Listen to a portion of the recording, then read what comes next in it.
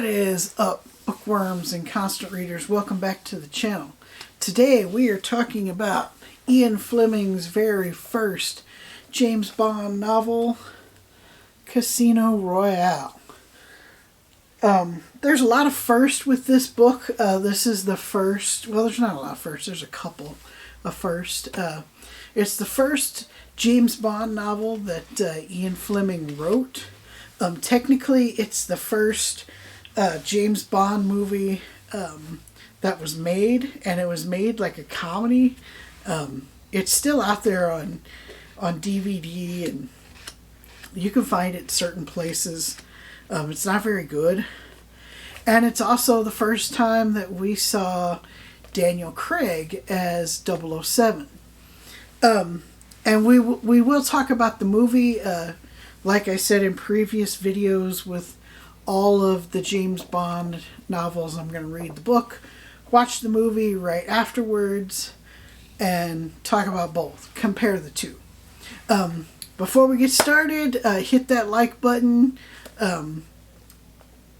Hit the dislike button if you don't like the video. Hit that subscribe button and ring the bell so you know when new videos are coming out.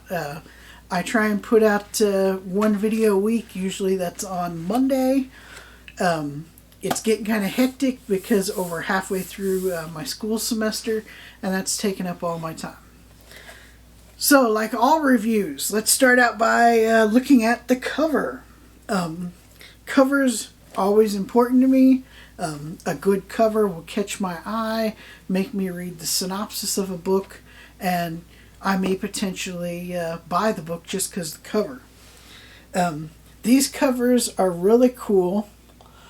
You can get these on Amazon right now. This is not an original from the 50s. These are reprints, but you can get them all on Amazon right now. They all have these cool black and white covers. They look really good on a shelf.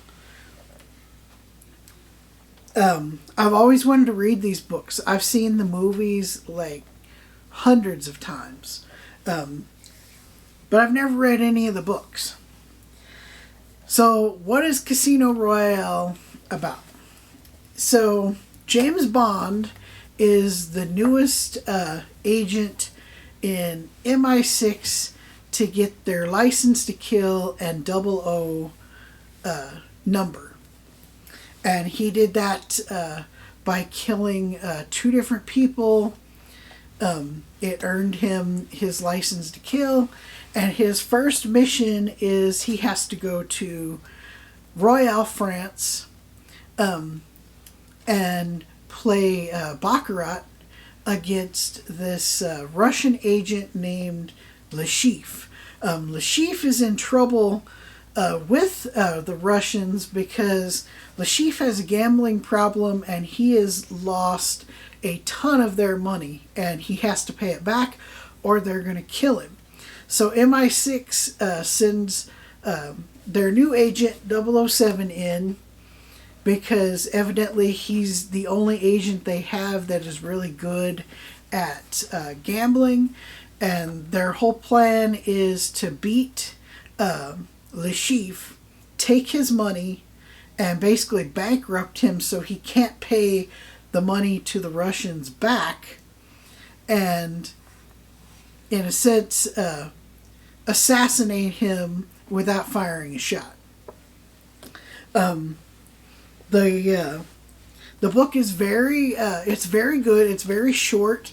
It's only like 170, I think it's like 178 pages, something like that. And it takes maybe a day or two to read.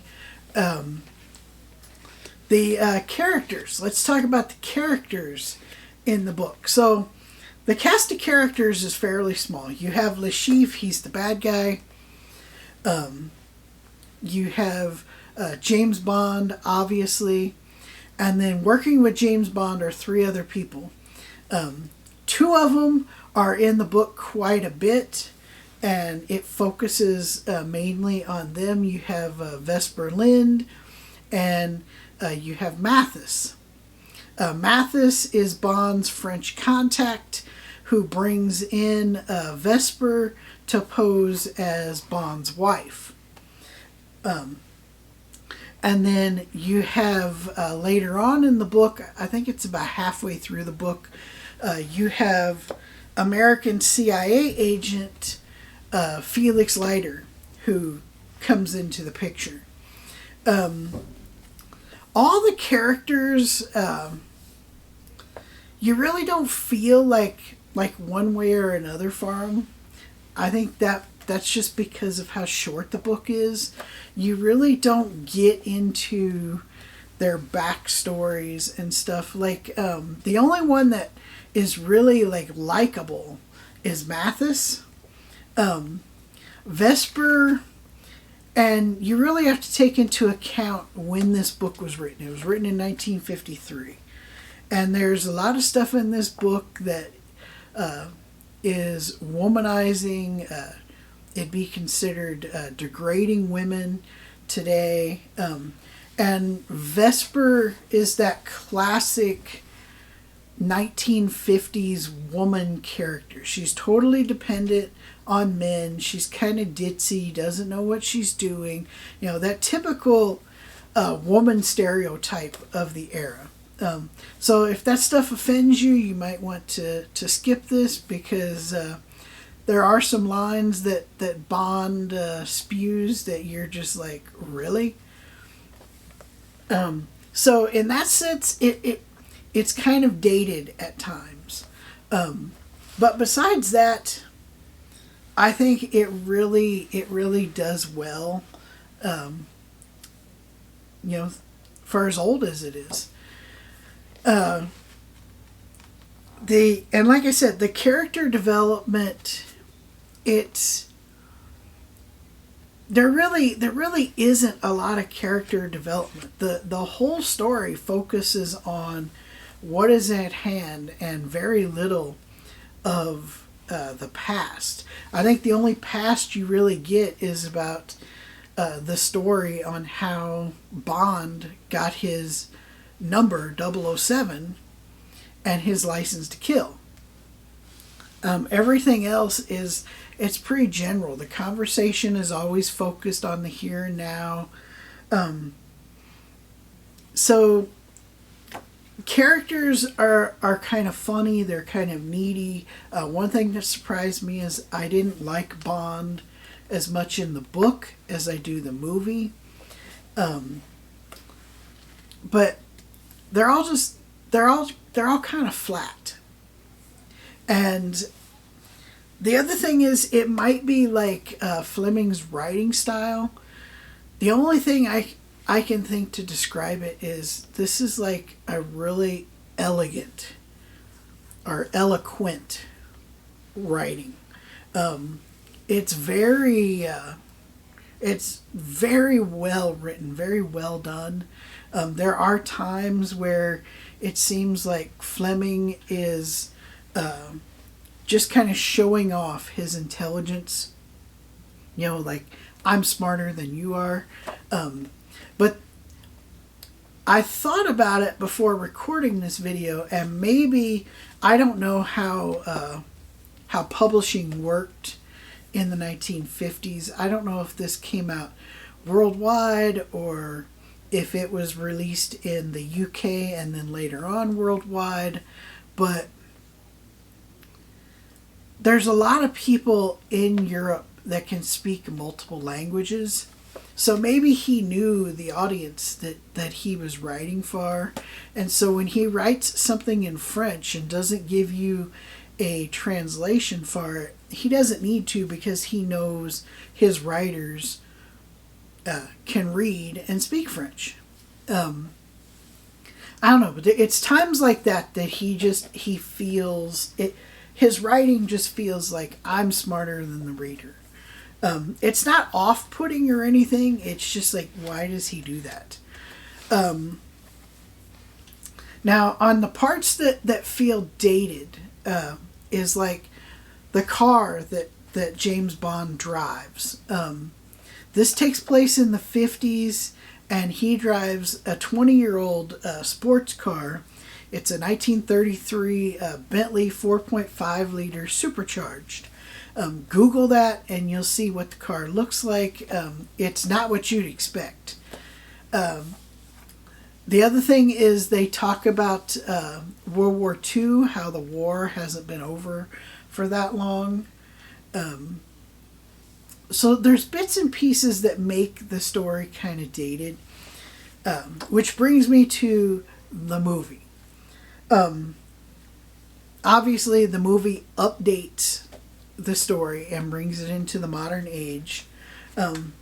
But the movie does a very good job of telling the story of the novel. There's only certain things that they changed and did differently.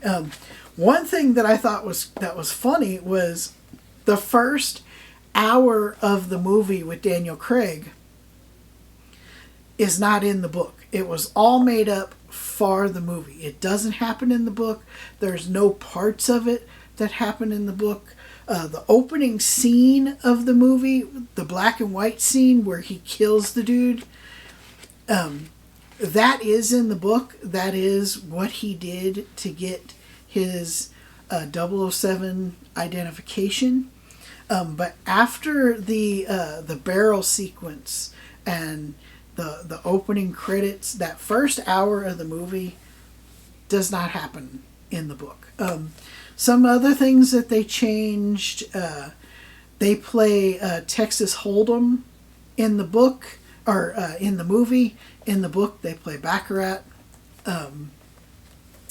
And that might just be because of the audience. I think more people understand Texas Hold'em, poker than they do Baccarat.